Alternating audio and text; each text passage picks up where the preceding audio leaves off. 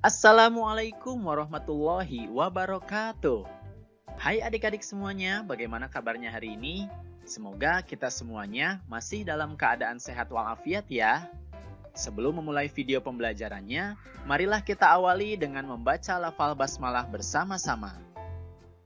Bismillahirrahmanirrahim. Nah adik-adik, dalam video pembelajaran kali ini, kita akan membahas tentang kisah keteladanan Nabi Ilyasa alaihissalam. Kalian sudah siap? Mari kita simak kisah keteladanannya.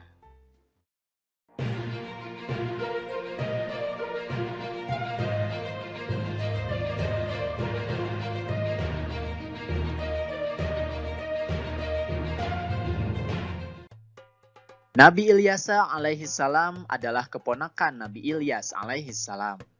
Ada juga yang menyebutkan bahwa beliau adalah murid Nabi Ilyas alaihissalam. Pada waktu kecil, Nabi Ilyasa pernah sakit dan disembuhkan oleh Nabi Ilyas alaihissalam. Oleh karena itu, Nabi Ilyasa mengikuti Nabi Ilyas untuk berdakwah kepada kaum Bani Israel. Beliau pernah bersembunyi bersama Nabi Ilyas alaihissalam di dalam gua daerah gunung untuk menghindari bala tentara Raja Ba'labak. Setelah Nabi Ilyas alaihissalam meninggal dunia, Nabi Ilyasa menggantikannya dalam mengurusi kaumnya. Allah Subhanahu wa Ta'ala menjadikannya sebagai nabi setelah Nabi Ilyas alaihissalam.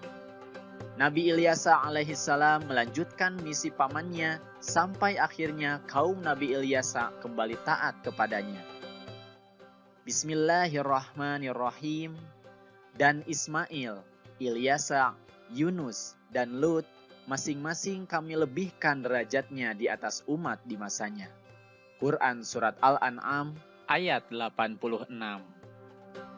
Selama masa kepemimpinan Nabi Ilyasa alaihissalam, kaum Bani Israel hidup rukun, tentram, makmur, karena berbakti dan bertakwa kepada Allah Subhanahu wa Ta'ala. Akan tetapi, setelah ia wafat, kaumnya Bani Israel kembali durhaka kepada ajaran Allah Subhanahu wa Ta'ala yang dibawa Nabi Ilyasa alaihissalam. Hari demi hari mereka semakin kufur kepada Allah Subhanahu wa Ta'ala. Pada akhirnya Allah Subhanahu wa Ta'ala melenyapkan kenikmatan dan kesenangan hidup kaumnya sehingga jadilah mereka dilanda kesengsaraan. Nah adik-adik, itulah dia kisah keteladanan Nabi Ilyasa alaihissalam.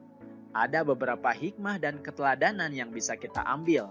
Di antaranya adalah yang pertama, kita harus bisa bekerja sama jika ingin mencapai suatu tujuan.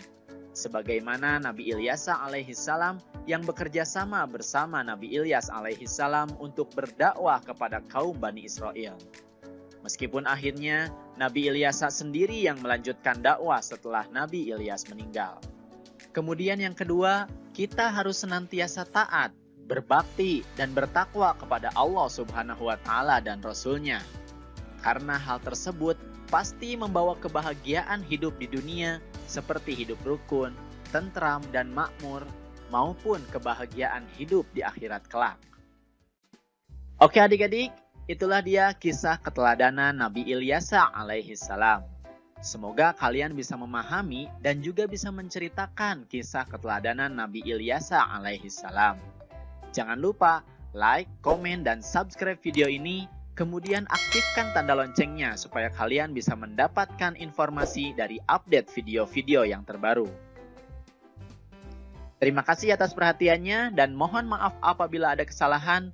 Billahi taufiq wal hidayah. Wassalamualaikum warahmatullahi wabarakatuh.